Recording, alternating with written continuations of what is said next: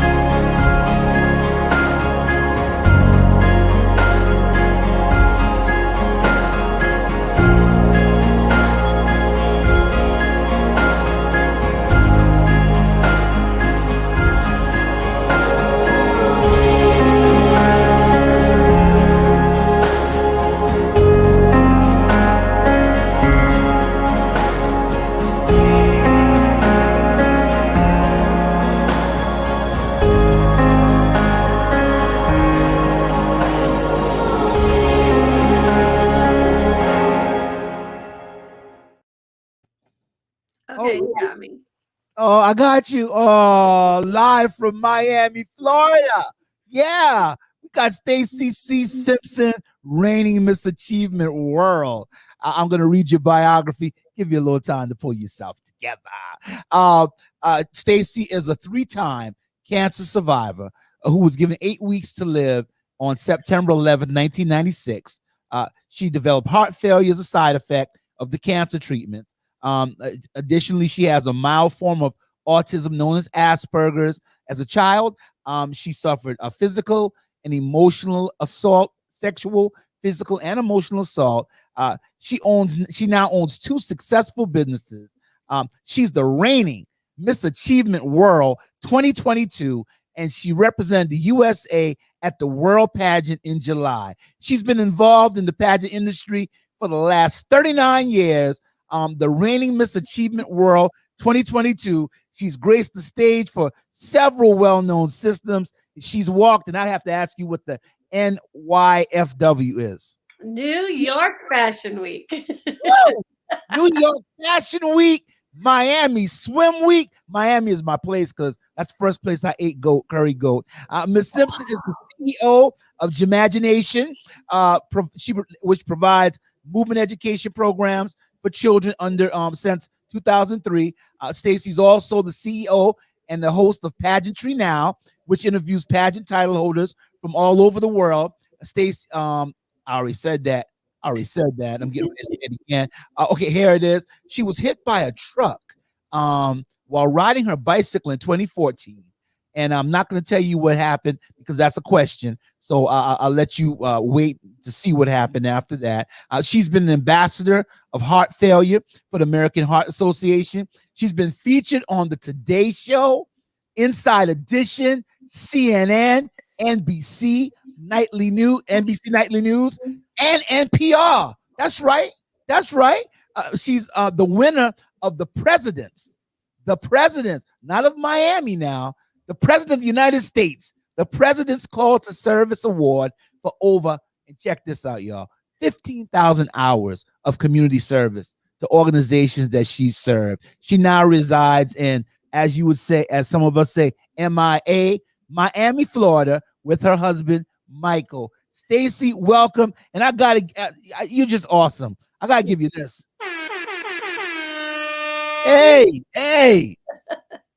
Wow, I need to carry you with me wherever I go. Like, oh my gosh, I can't.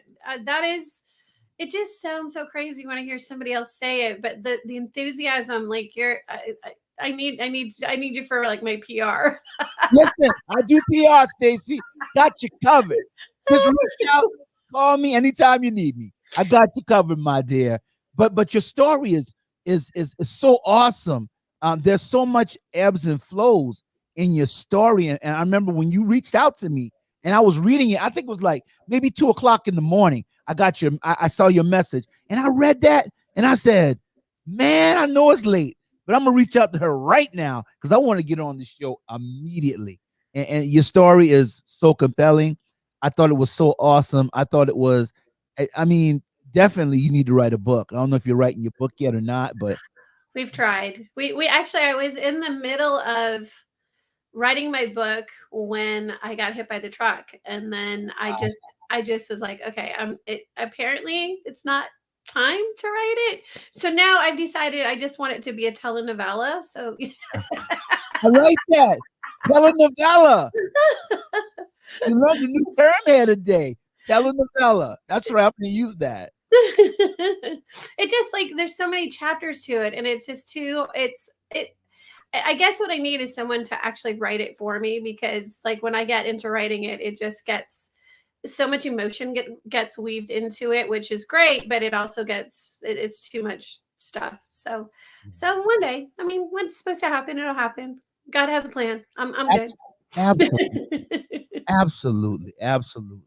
Well, Your Majesty, here we go with your first question. Your Majesty, tell me about where you grew up and your fondest childhood memories. So I grew up outside of Detroit, Michigan, and on a pine tree farm, which is crazy. Like, so literally, it was the place where people grew pine trees, cut them down for Christmas. So for me, my mom was a little unstable, not a little unstable. My mom was very unstable. My mom had a lot of mental issues. So early in the day, we'd eat breakfast and then we were not allowed back into the house. So being that I was very solitary, having Asperger's, which is a form of autism, like you said, I wasn't non-communicative. I did, but I had this really huge imagination. So I would play in the trees. Like I mean, the trees were not small any longer. They were no longer Christmas tree size. They were, 20 feet tall.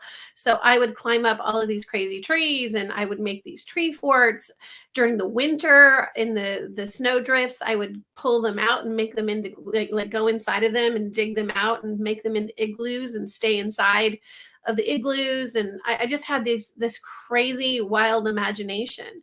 And that really was the thing that I loved, was just, getting to kind of like play inside of my head. Like, even at night, my pretending, I say this to a lot of people. I used to always pretend that I was one of the Jacksons. So, growing up in Detroit in the 60s, like Motown was huge, music was huge.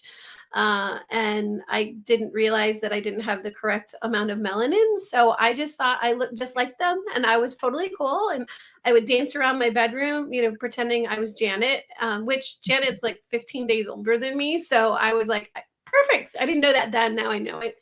And I mean, that to me was just so much fun. Music really drove how my pretend was and what I did. So there you go. Awesome, awesome. Who was your favorite Jackson? Michael, well, Janet, actually, I gotta say, Yeah, I mean, Janet at that point still, was the baby, but like I really did love Michael, and then I still love Janet. Like I've seen her in concert, and her music just moves me in a way. It's like she and I have, being the same age, I think we kind of like have ebbed and flowed the same way. So I love her. I think she's amazing. So Janet, if you ever see it, I love you.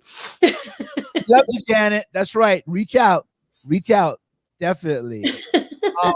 Miss Achievement, there were many potholes and pitfalls you faced early in life, being diagnosed with a mild form of autism known as Asperger's, a child of sexual, emotional, and physical assault. Could you give us a little background and only what you are comfortable with? Sure. I'm pretty, at this point, pretty open about what happened and the things that happened. Like I said earlier, my mom had some mental issues. Uh, and so she had OCD, she was bipolar, and then she also, we think she had delusion disorder. So she would, not, she really thought of things in her own way. And so part of being outside and being part of being outside all the time was that, we lived in a secluded neighborhood with all these trees, and our next door neighbors had teenage boys.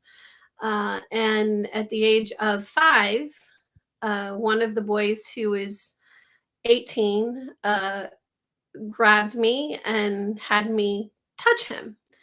And that was the beginning of probably one of the worst summers of my life. I don't remember all of it, and it really, I remember bits and pieces of it, but I do know that he did have penetration. He had like this clubhouse in the back, again, back in these trees. Like there was this room that he would take me into. I don't remember the room. I just remember that when I would go in there, he would close the door and it was really, really dark. And I don't remember much of the rest of it other than that. And then at 11, I started to develop pretty early, and my grandfather, um, and that assault with the next door neighbor happened for like an entire summer, and then he went off to the Navy. So at 11, I started to develop. My grandfather one day pulled up behind me and grabbed me from behind and started squeezing my breasts. And I pulled away, and I was like, and he goes, "You smell so good. I love those little bitty." Mm-mm. And I was totally freaked out. I didn't particularly, in our household, we weren't allowed to touch each other. We weren't allowed to say I love you because my mom was very against anybody having any kind of physicality at all. And so immediately I went to my mom and I'm like, okay, he touched me. And she said, well, that's just what happens in our household. And I was like, well, Rob touched me that way, my neighbor. And she's like, well, again, men just do that. His dad did it to me too. So you're just going to have to deal with it. And I was like, but it's not safe. This is not okay. I mean, I knew it was not okay. I was like, I don't want people doing that to me. And we just kind of, she just didn't want to deal with it. And again, I pushed the point. I went to my grandmother. My grandmother freaked out. She's like, how dare you lie? And my mom then pulled me aside and she says, I told you that happens in this family. It happened to me and you're just going to have to deal with it. No one's going to believe you. So just stop. So I sat all my cousins down. I was the oldest female cousin and I told them all, don't be alone with grandpa. Don't, if there's any opportunities where he wants to go, look at flowers with you in the garden or do whatever, just don't do it. Like, just don't touch him. And if there's any problems, you guys come to me. And my next oldest cousin said he tried. And the only reason that he was not successful was because she remembered me saying, don't be alone with grandpa. And she said she ran away. And it wasn't until like we were adults that she reminded me of that. And I was like, well, I'm sorry, but I'm glad that I saved somebody else from having that trauma because no one needs that. And then fast forward to being a teenager, I was having problems with my mom pretty significantly. The more outgoing I became, the less controllable I was to her. She very much, because of her disorders, really needed really specific control in her life. I started dating a guy that was 5 years older than I was, and it really was poorly. I chose poorly because with my mom growing up, the whole time I was growing up, she would be angry about the smallest things. And then I heard all the time, just wait till your father gets home. Like when you heard that on the TV show, I don't know, it was the 50s or 60s, just wait till your father gets home. That was literally what I heard. And, as soon as my dad would come home, he'd beat me with a brush or with a belt. And so I got used to hearing that all the time. And I realize now that it took through bunches of therapy that she literally was trying to beat me into being what she thought I was supposed to be, because having Asperger's, I wasn't personable the way she was. I didn't act the way she wanted me to act in public. And then once I hit teenage years, I was having issues. Like I was really not playing by her rules. And I snuck out of the house one night and with my boyfriend at 16, and he drugged or put alcohol in something that I drank, and I passed out, and I woke up to being sexually assaulted by his brother and his friends. So yeah, there you go. Oh, there's a little bit more to that too, because I got pregnant from that, and then I chose at 16 not to have the baby, and I had a termination, which I'm not proud of. It's not something that I liked to say because I don't have any kids now. But I did it because I thought it was the best thing for me to be safe. And the school called my mom because I skipped school, and I got home from school. I got home and my mom called my dad and told my dad that I was trying to kill her. And he came home and beat me up to the point where I had to have surgery to put my face back together. So I have a broken cheekbone here that's permanently broken. They couldn't do surgery. And then I had to have plastic surgery to put this side of my face back together. So yeah, there you go. Is that really personal? Yeah. I'm so sorry you had to endure all that, and I just think you're so brave. You're so brave. You're so courageous. You're so beautiful. Thank you. So everything that was attempted, it didn't stop you and didn't break your spirit, because I can just feel the warmth, emanating. and you're just a great person. So in my book, you're a Navy SEAL. Thank you. That actually is a huge compliment. I really appreciate that because they work very, very hard. It is a very difficult job. And, um, I have, I insulated myself really well to be able to get through this, but it has enabled me to hopefully be a light. Like now I really feel like I need to be a light. Like I need to be happy and give people hope. So there you go. You are. So we're gonna get a little happier now. Let's get a little happier. What does Miss Achievement World stand for, and what does representing that title and the USA, the world, personally mean to you, Queen? Great, I thank you. So the Miss Achievement World system is designed to really highlight the things that you've been able to accomplish in your lifetime. The three tiers that we stand for as a system are education, mentoring, and community service, which fit so greatly into the things that I work for and work with. The areas of competition. This year, the pageant was virtual because of COVID and probably will be virtual next year as well, which I'm very glad because it kept everybody safe. But the areas of competition are 50% interview, which interview is done online, 10% field presentation, which is talking about your chosen career and why you do it. 10% photogenic, which is the best picture you can take. It's a picture of you not so touched up, not as glamorous, but still done by a photographer. And then 30% evening gown, because who doesn't want to get all dressed up and look glam and get that all going. So and that was wonderful as well. That one could not be done by a photographer. It had to be done on a cell phone. So and that was wonderful. We had fun. It felt like a real pageant. The only difference with the evening gown is we submitted all of that ahead of time, so like I could do the walk a couple of times, whereas if you were on stage, that you get one shot and you're done. Whereas with us, we could go, oh no, that didn't look quite right. We can go back and fix that. So we get to be our best selves. Whereas with interview, it was live. So it was like this, and it was like being your best self for that one moment. So, and I representing the United States was such an honor. Like I love this system. This system actually was around 20 years ago. I came in, I started pageantry right after the incident with my dad, and my mom thought putting me in a pageant 3 months after I had surgery on my face to raise my self-esteem would be a great way for me to feel better about myself.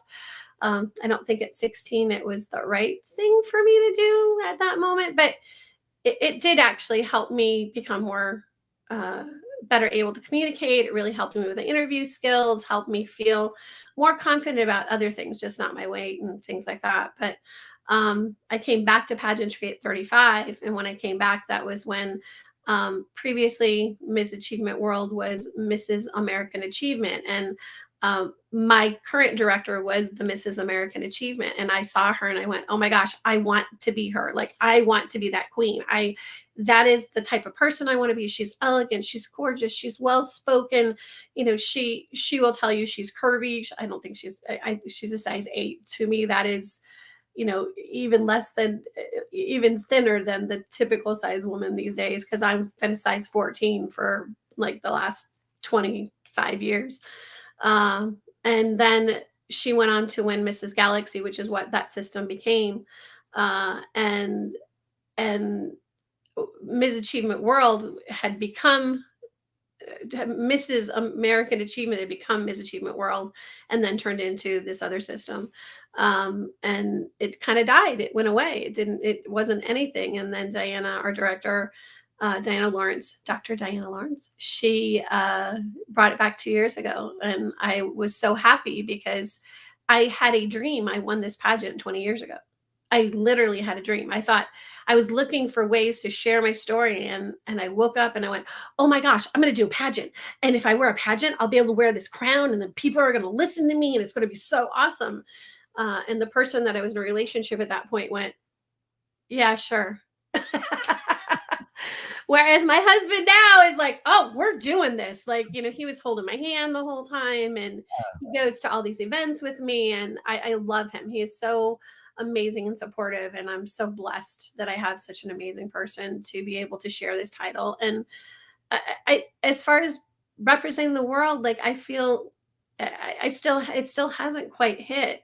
I did my first live event on Saturday or Sunday, and it was so surreal being around people because I've pretty much been inside for the last 19 months. So it was the idea that I could go. I mean, in this way, I can be around the world. I can go anywhere I want virtually, which is awesome. Yeah. Again, it happened at the right time, quite honestly, because this enables me to go everywhere I want to go. But I really want to be able to go out and touch people's lives, and I want to be around people. I love hopefully, even at the event on Sunday, somebody walked up to me and she goes, "Oh my gosh, I needed to hear your story. I've got cancer right now, and I'm really feeling uncomfortable." And she goes, "And I was abused." And she's like, I needed to hear your story because I needed your light." She goes, I needed to know you. And she goes, I just needed, she walked up to me and she's like, "I can't hug you, but I just thank you so much." And that's my goal, is if one person hears the story, then we've done something right. So You are very queenly, and might I say, you do represent the office very well. thank you. Very well. Very well. I talk a lot. That was a lot of No, no, I mean, that's what we want. I want you to talk. We're here to talk. That's right.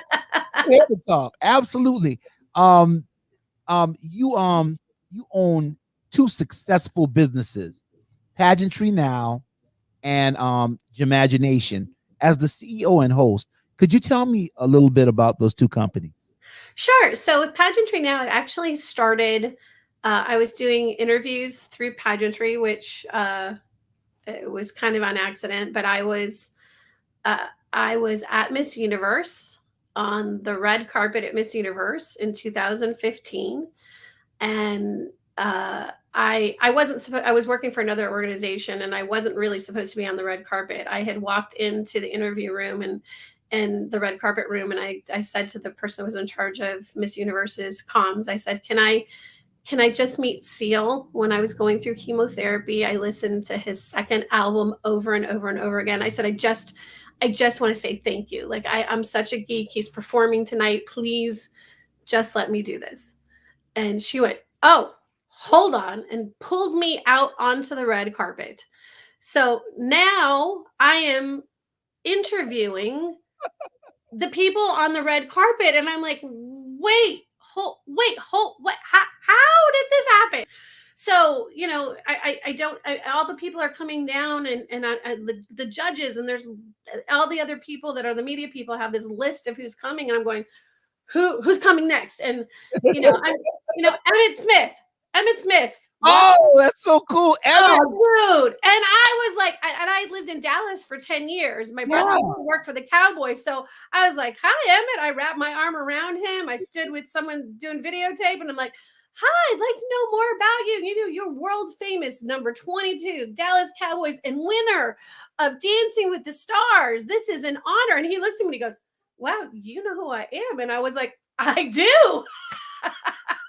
I got to interview Charlie Puth. I got to interview, Miss USA, Miss Universe, which my goal, one of my bucket list things was to be at Miss USA in Las Vegas. Here I am on the red carpet, the first time in Vegas, on the red carpet at Miss Universe, going, "Ah!" And then I got to interview Steve Harvey. And then I was the last person that interviewed Steve Harvey before he went out on stage and made a mistake. That was monumental. Really? Yep. Wow. And Pageantry Now was born on the red carpet at Miss Universe because the Miss Universe organization was using an app called You Now, and they pulled me out onto the red carpet. So I was interviewed by they're on the red carpet with Perez Hilton. So here I am. I'm a nobody with Perez Hilton, 3 million followers on and I'm like, and this guy is interviewing us, and I'm like, "Oh wow, wouldn't it be cool if we could do live interviews of Miss everything of pageantry?" And I went home and started pageantry now. That was 7 years ago almost. And we have interviewed numerous Miss Universes, numerous Miss USAs. I don't even know, like, I don't even know how it happened. I mean, it was a miracle. It was a miracle. It was right place, right time, right opportunity. And I have been blessed with it. And I mean, it doesn't make me any money, but it is such a great opportunity because we want to share the stories of what happened. So with Pierre Worsbach being Miss Crowned, I got to interview Pia and talk to her about what was going on in between, because you see that moment that someone gets crowned and you see the moment they give up their crown, but there's 364 days between that you don't hear anything. And so much pageantry, especially here in the United States, is not always so positive. You think, reality TV stuff, you think toddlers and tiaras, and you think that's the way it is. And it really isn't. It's really about the heart of service. And that's what pageantry now is all about, is really being able to show what title holders are doing using a crown and a sash to change their world. Here, I'll bring my crown in. There you go. Crown and a sash. There you go. And then Jamagination started in 2003 in Texas. I decided I was working for an Olympian and did not like what I was seeing in the sport of gymnastics. And a 3-year-old came into my class and said, "Hey, Miss Stacy, are we going to use your Jamagination today?" And I went, "Hold on one second. Let me go write that down." And my goal was to create great humans. I didn't care about creating great gymnasts. I didn't want Olympians. I mean, I've had the great pleasure of having had children that were with me and then became Olympians, which I think is really cool. But that wasn't my thing. I'm all about healthy children, raising healthy, happy children. And that's where Jamagination really started. And then I moved back to Miami in 2010 and started the program here. And we have now we started here in Miami with 10 students, and now we have 375. And that was 10 years ago. So I think that's pretty cool. Wow, that is awesome. And you mentioned Texas, and listen, I just had to show you this. I am the biggest. I am the biggest Dallas Cowboy. People will tell you that. I have a Dallas Cowboy show coming on tonight, and we have it every week. But listen, I am the biggest Dallas Cowboy fan. When you say Emmitt Smith, I started to say Emmitt Smith. Hold on. Let me see. I'll see if I can find it. Let me see if I can find the picture really quick. But I do have the picture of me with Emmitt, and so cool. I was totally geeking out like that. And I think that normally I would have had really huge anxiety, but because I got thrown into it, like it wasn't expected, I literally went, okay, wrap my arm around him. His wife was there. I was just, yeah. Emmitt, I love he was wearing this beautiful blue velvet tux. Yeah. And I was like, okay, I could stay here for a while. I'll be here for a bit. We'll be fine. And my husband wasn't with me, but that was a crazy. It was crazy. Okay, I'm trying to see if I can find the picture. I'll find it for it. I'll send it to you. Yeah, send it to me. Wait. There. Oh, look at that. Look at that. Let me see if I can find them. Oh, there we go. There's him with his wife. There you go. But anyway. Right. In the house. In the house. Wow, that is so cool. That is so cool. You're so awesome to interview. Your Highness, you are a gladiator. Oh, you ring with cancer and beat it 3 times. How does that feel? And what did those battles teach you? Well, I will tell you, this is the last day of September, last 2 days of September. I am a survivor of blood cancer, and 1 person every 3 minutes is diagnosed with blood cancer. When I got diagnosed, I was diagnosed September 11th, 1996. The way that they found my tumors was because I got into a little bit of a car accident.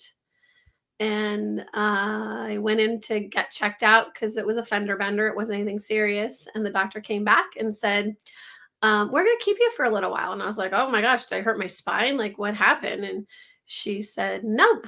And she put the x-rays up, and one of the tumors was the size of my hand across my heart. And the other tumor went from the tip of my shoulder and wrapped around my neck and was pushing my trachea over. So only a third of my trachea was operational. And I cried for about 20 minutes and then went, okay, let's do whatever we got to do. And I had Hodgkin's lymphoma, which is a very treatable, even back then, it was a very treatable type of blood cancer. But I tried a new protocol. It was something that was not readily available yet, and it made my tumors shrink in about 6 months. But when the doctors gave me the opportunity to do it, they said, we know it comes with some side effects. And I was like, okay, I'm going to lose my hair. I'm going to vomit. It'll be whatever. They said, no, actually, you've got a 30% chance of getting another cancer.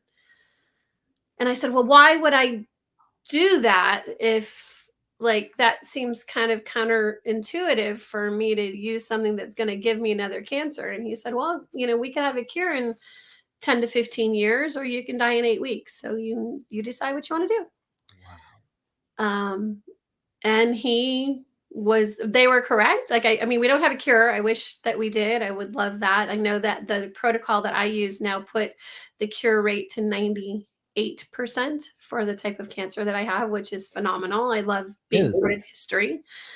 But the other cancers that I got are not quite as curable. I mean, they are curable, but there's still challenges. I ended up getting breast cancer in 2008, and then skin cancer in 2010. And now they believe I have a tumor on my thyroid. So I am going through chemotherapy right now, also for what they believe will be another type of lymphoma that develops from having the kind of lymphoma I had. So I guess I've successfully survived 3 cancers, and then we're just dealing with, the other 2 as we can.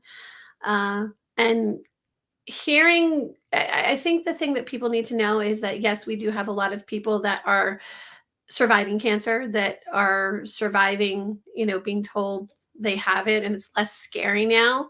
But what people don't really know is that when your hair grows back and you start to feel better and there's no more vomiting and people think it just goes away, you're cured.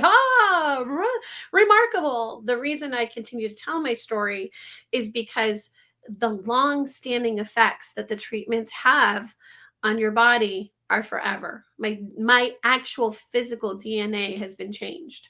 I am no longer the same DNA I was 25 years ago. And for the rest of my life, there will be, I'll see a freckle and go, oh my gosh, is that cancer? Or I'll have a cough and I'll go, oh my gosh, it's a cancer. It is always in the back of my head forever and ever and ever that I have this disease. And knowing that for the rest of my life, I am going to be dealing with those side effects. Like, it doesn't go away. It is always going to be there. And I know a young man that is currently battling lymphoma. He's 17 years old. He lost his dad 5 years ago to lymphoma. And he is now battling himself. And I see what he's going through, and I think, no child should have to go through what I went through. No child should have to spend the rest of their life thinking that this is going to happen. And blood cancers generally affect, children, people under the age of 20. I was 30 when I was diagnosed, which was very, very rare, but even more rare. I had a 0.1% chance of being diagnosed with the type of lymphoma that I had. Because it's usually males and it's usually people under the age of 20.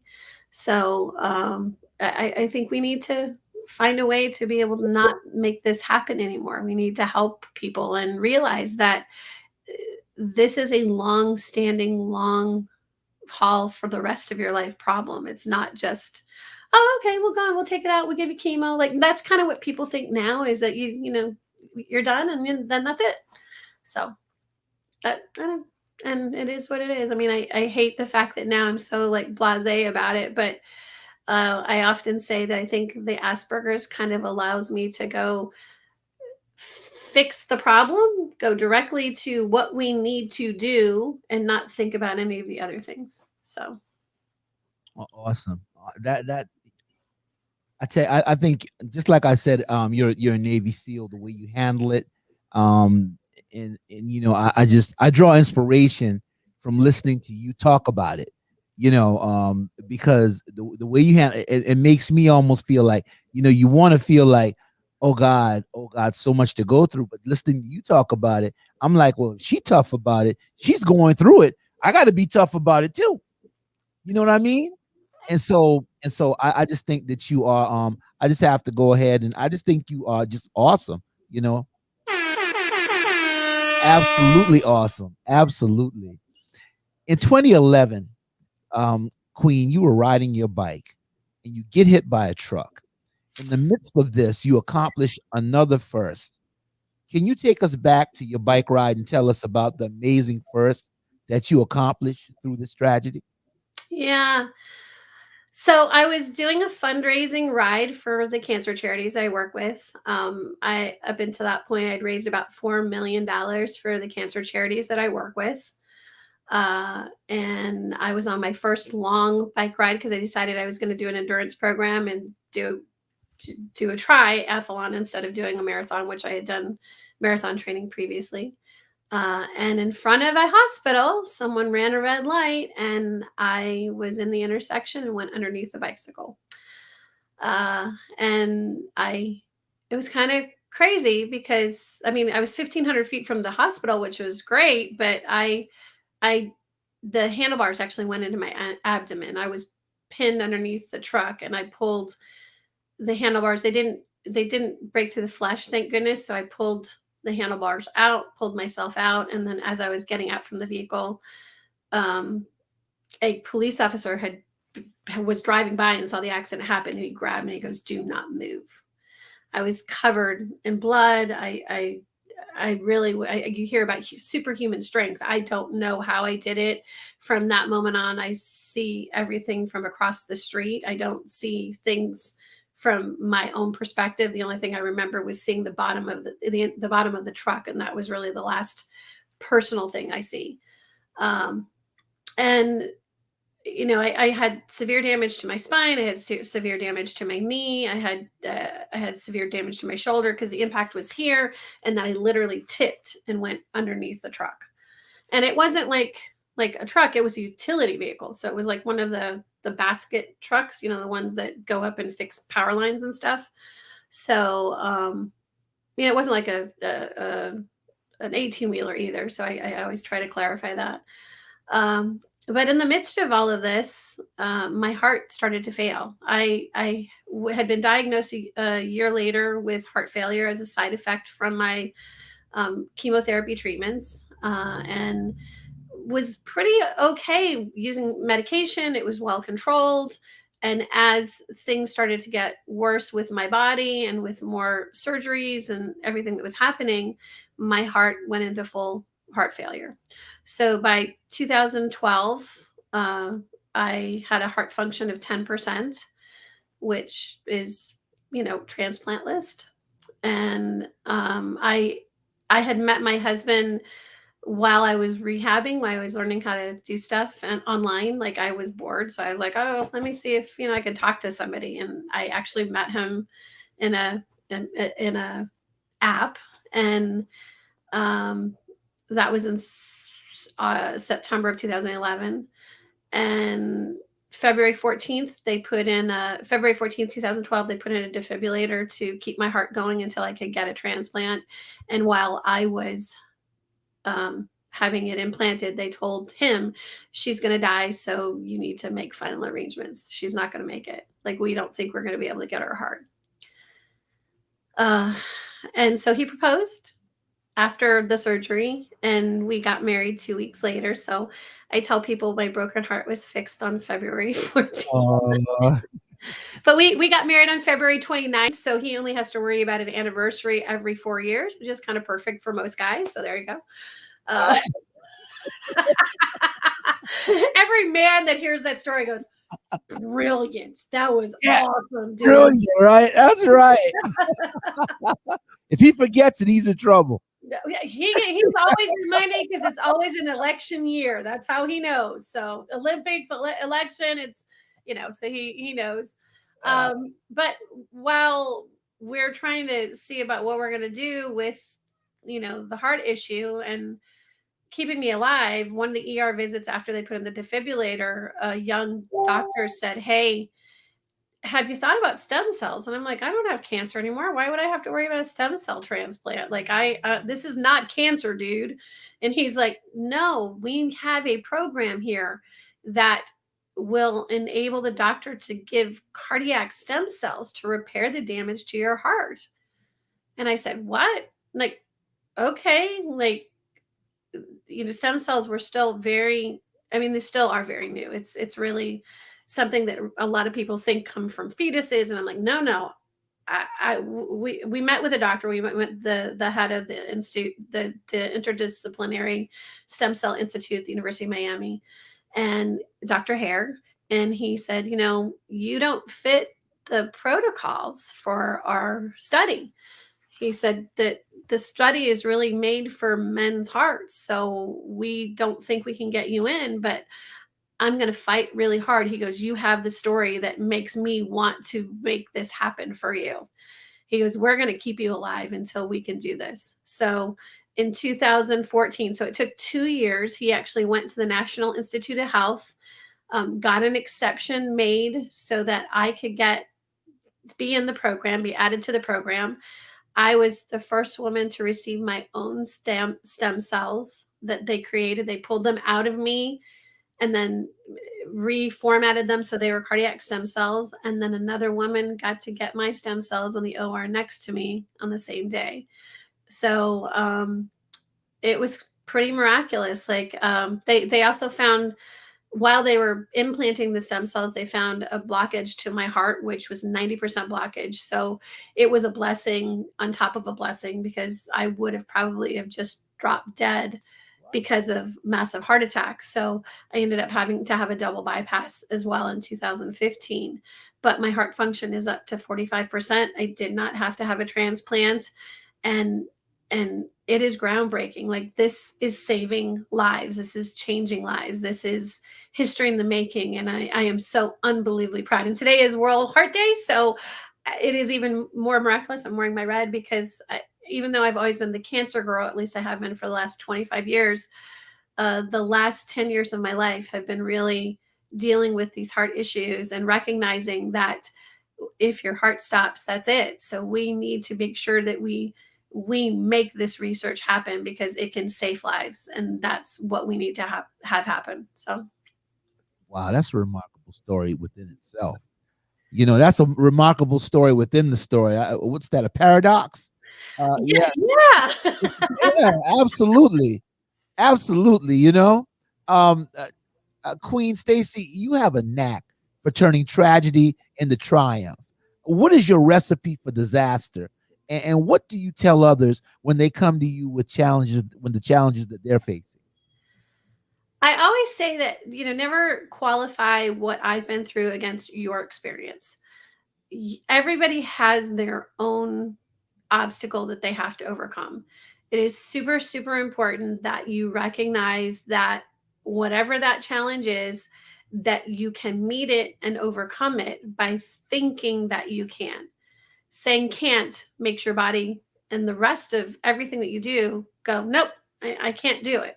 But if you think you can go it, even if it's terrifying, if it's fear, lean into the fear, lean into how that discomfort feels, and go forward and be successful.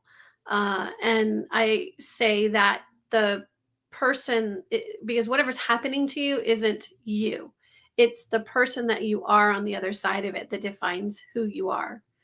And the other thing that I always say is, be the drop in the ocean. The drop in the ocean eventually becomes a wave of change. And you have the ability to do that. You choose today. You choose this moment.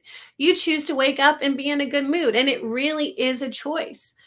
We have the ability to choose positivity. Some of us do, some of us don't. But if you choose the positivity, life, I feel, moves much easier, and it makes overcoming those horrible obstacles easier. I laughed through so many of these horrible, I mean, we had such crazy jokes about my cancer, you know. I saw 5 specialists before I got to see the oncologist, and every specialist came in and went, "Oh, but you've got Hodgkin's disease." So my best friend went, "Oh, 4 out of 5 doctors prefer Hodgkin's over the lupus cancer." There you go. Like, you know, I rang a bell going, "Barf patrol!" Dun, dun, dun, dun, dun, dun, dun, dun, and my friends would come running in with a barf bucket. Like, it was, we found, and it sounds really horrible to say those things, but I chose to laugh. I chose positivity. And a lot of people today don't. And it's hard, and don't misunderstand me. I have my bad days. Everybody has their bad days. There are days when I can't get out of bed. And I don't like that. I don't like that. But I get it. My body's a vehicle, and it's like on its non-extended warranty. Like, it's I'm like, you know, that the 66 Mustang going.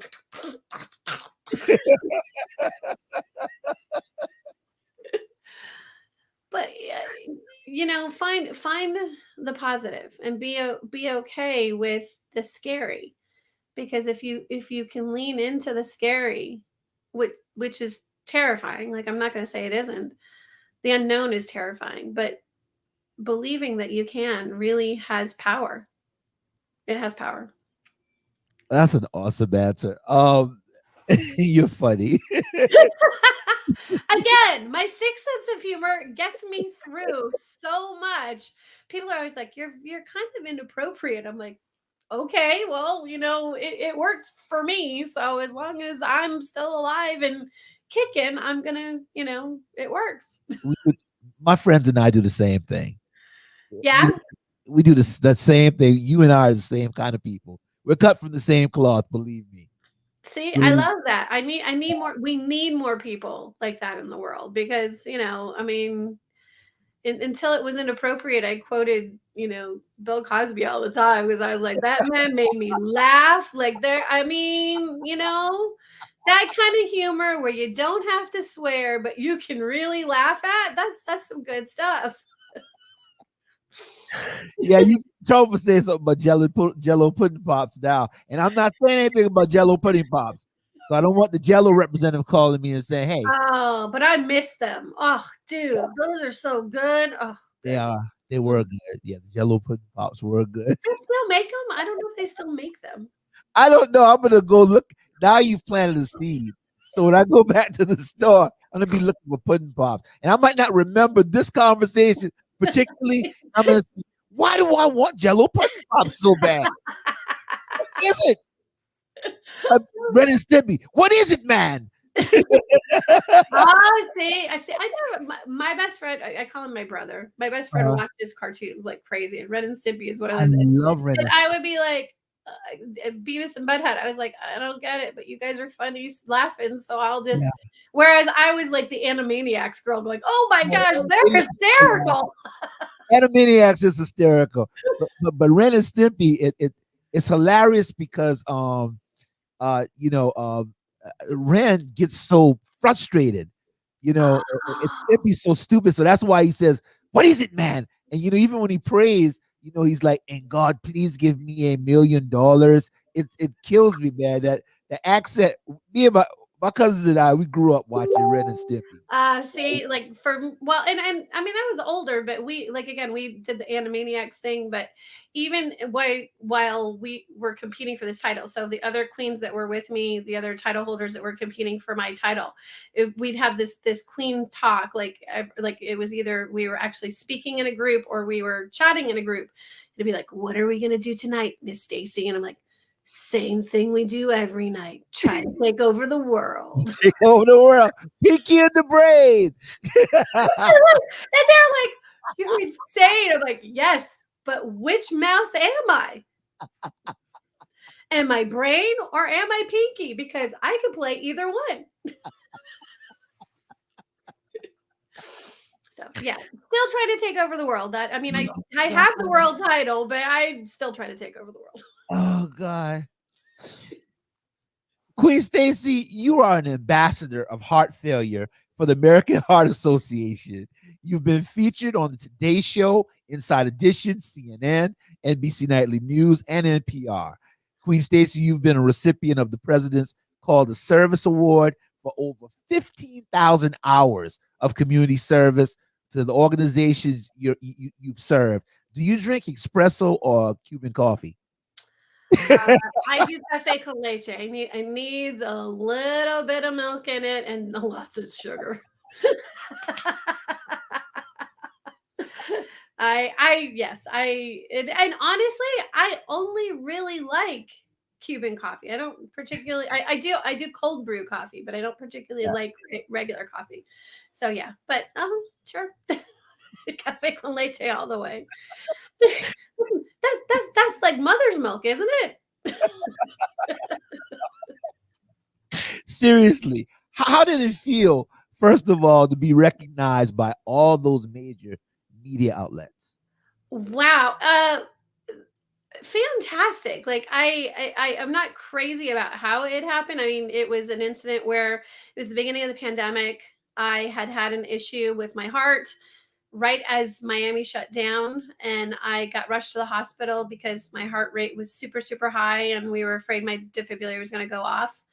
And because I have heart failure, I had a cough, and they accidentally, well, they didn't accidentally, they put me into the COVID unit because they thought because I had this cough that I might have COVID.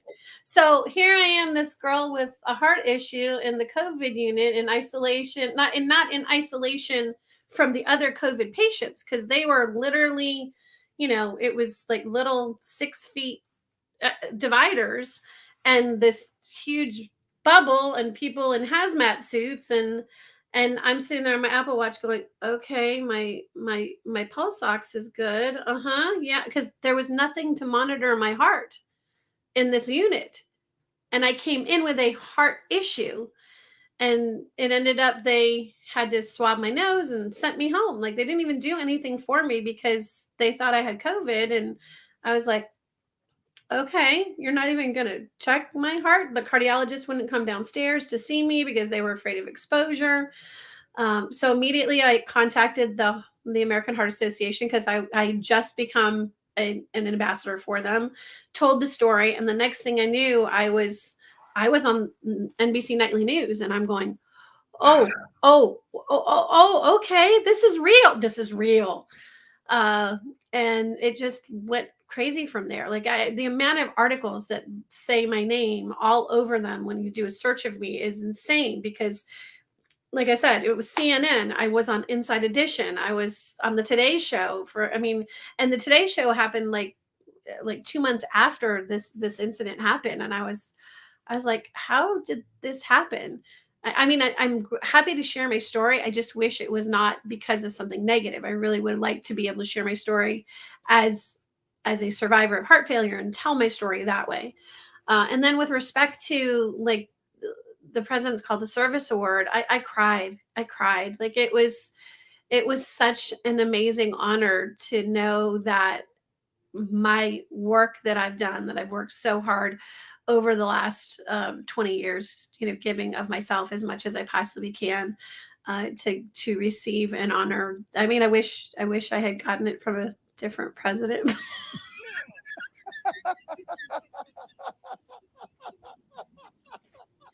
But that's neither here nor there. I shouldn't say that. I mean, this particular president, I had met his father as well. So Yeah, so it wasn't a bad. It wasn't. It's a really cool. It was really cool. So absolutely. I think it's an awesome honor. I'm going to speed up here because I know we're you. at an hour. I'm sorry. No, no, no, no, no. I know you've got things to do because no, I know you've got things to do. I'm enjoying this conversation. Believe me. The saying, in every woman there is a queen. There's a saying, in every woman there's a queen. Speak to the queen, and the queen will answer. Do you feel that saying is true? Yeah, I do. I think that's one of the biggest reasons I love Achievement World, because it's not about the external beauty. It is about the internal beauty. It's about the heart. I always say to the queens that I'm working with to help get them ready for a pageant, just remember, if you don't win the piece of jewelry that's on your head, like if you don't win whatever title you're working for, it doesn't change you, because the queen is within your heart. It's your heart of service. It's your heart of love. It's your heart of sharing yourself that makes you a queen. And I think every woman has that within them. We are built, whether it is from biology or whether it's the way the universe has created us, we're built to nurture and love and give of ourselves so wholly, sometimes to the point of the detriment of ourselves. So, and women are so underrepresented. One of my favorite sayings now is to quote Zosie Tunzi, who is Miss Universe 2019, and say that women need to take up space.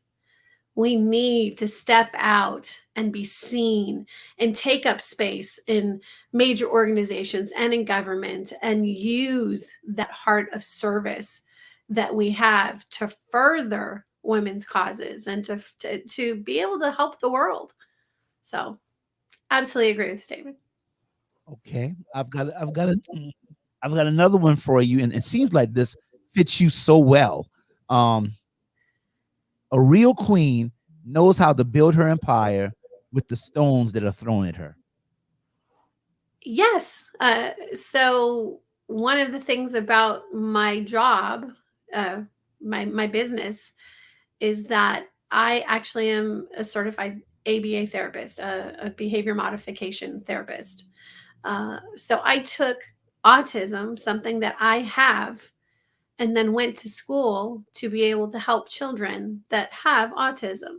So there is a part of my empire of imagination that is specifically made for kids that are on the spectrum, kids with special needs, because I feel that every child needs that opportunity, not only to learn, because we have so many educational processes that are in our program. It's not just gymnastics, but to learn physicality, but to also learn about themselves and how uh, by it's just built into what we do about how to change their behavior. And I think the biggest blessing is my husband works with me now. When we met, he is a classically trained chef.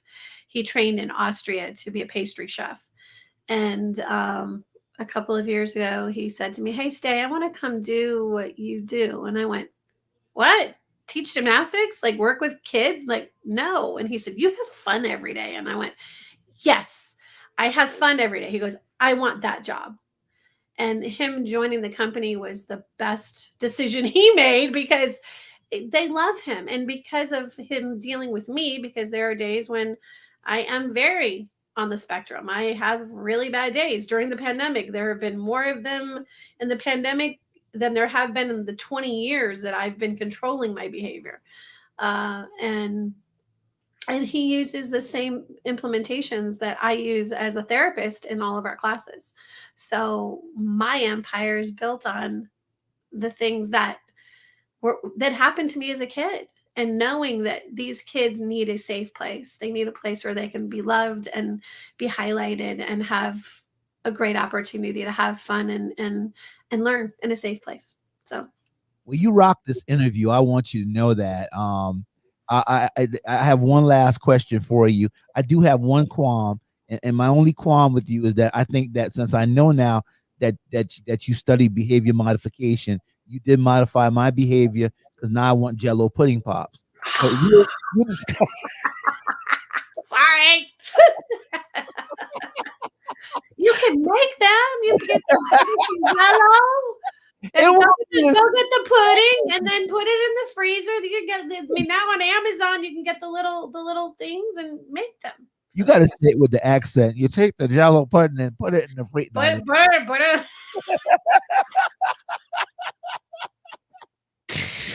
My last question for you, Queen Stacy Simpson, the great Queen Stacy Simpson, the trailblazer that's making differences and ripples in the oceans of the world.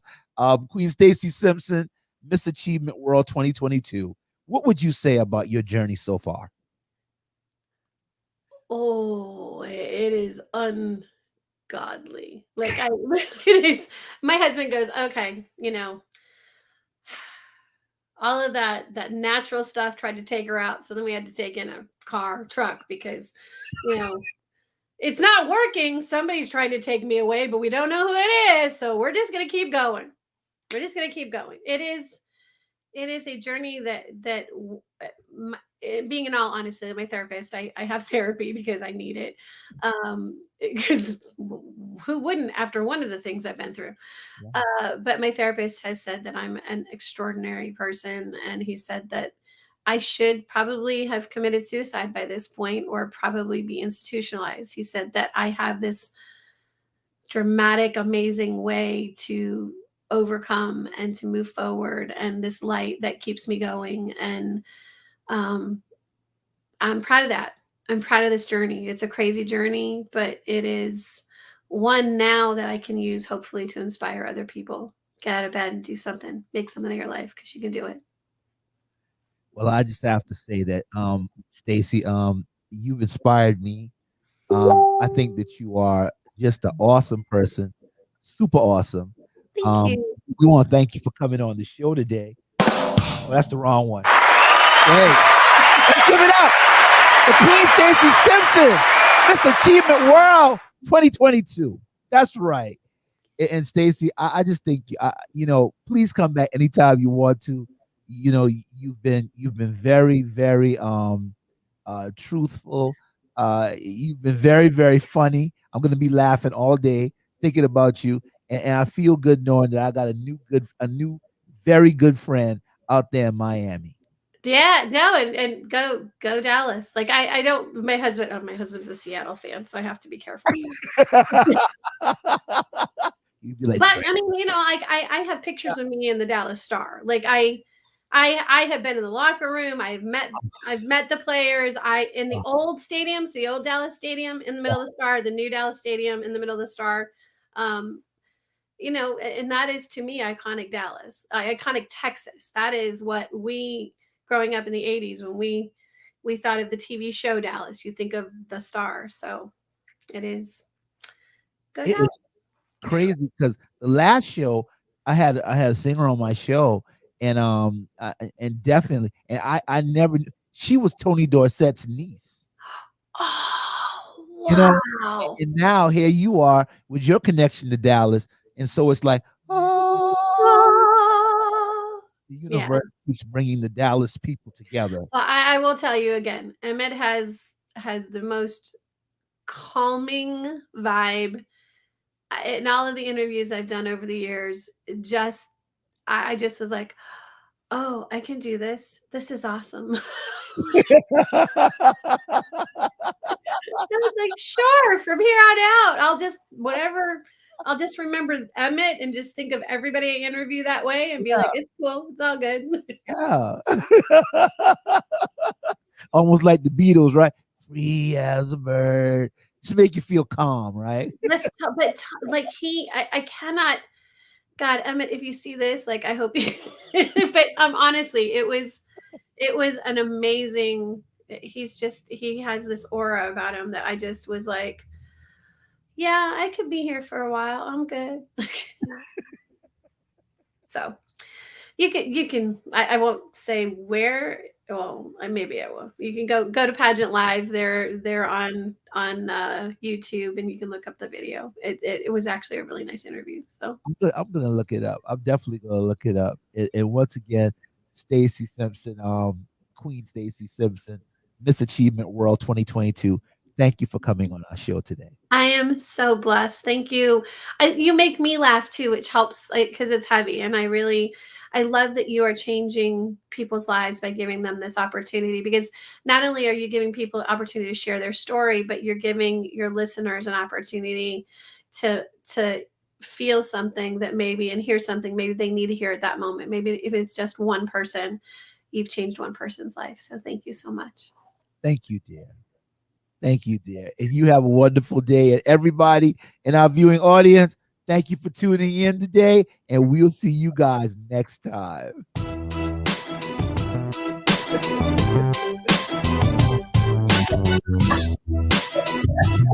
No.